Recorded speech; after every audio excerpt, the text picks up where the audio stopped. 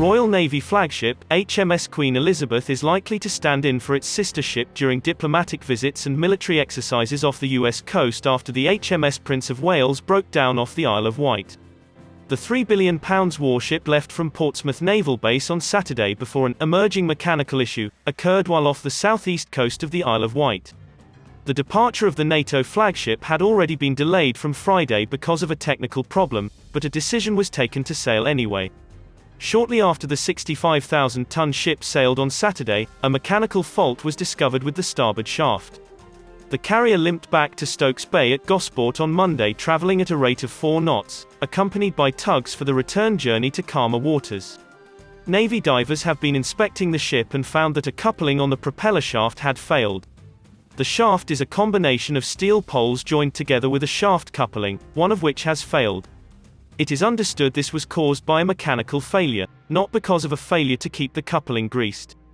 HMS Prince of Wales is expected to return to berth at Portsmouth Naval Base to unload crew and equipment before heading to dry dock for repairs, probably at Rosyth in Scotland where it was built. The arrival in Portsmouth will be dependent on the tides and weather forecast, particularly as the carrier will be operating only on a single propeller with the assistance of a tug. The NATO flagship had been sailing to undertake training exercises with the US Navy, the Royal Canadian Navy and the US Marine Corps. The program was expected to include exercises with the F-35B Lightning jets. A Royal Navy spokesman said, "Diving inspections on HMS Prince of Wales' starboard shaft have shown that a shaft coupling has failed. We are looking at the best way to carry out what will be a complex repair and assessing options for the delivery of Royal Navy outputs against current priorities and future commitments and will update in due course." Rear Admiral Steve Morehouse delivers the latest update on HMS Prince of Wales. This is footage from Royal Navy. I spoke to you earlier in the week regarding the emerging issue with HMS Prince of Wales, and following an internal Royal Navy update earlier today, I wanted to provide further details on the situation. Our priority this week has been to ensure the ship and her people are safe, whilst working hard to understand the nature and extent of the damage.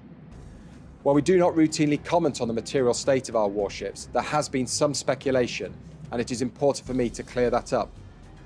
Royal Navy divers have inspected the starboard shaft of the ship and the adjacent areas, and they have confirmed that there is significant damage to the shaft and the propeller, and some superficial damage to the rudder, but no damage to the rest of the ship.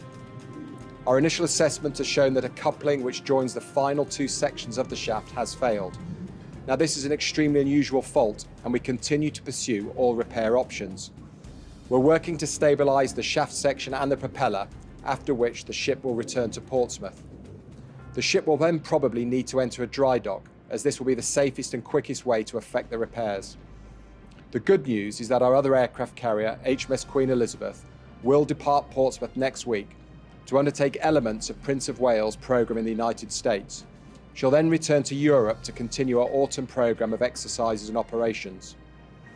As for Prince of Wales, we will repair her, get her back on operations, protecting the nation and our allies as soon as possible.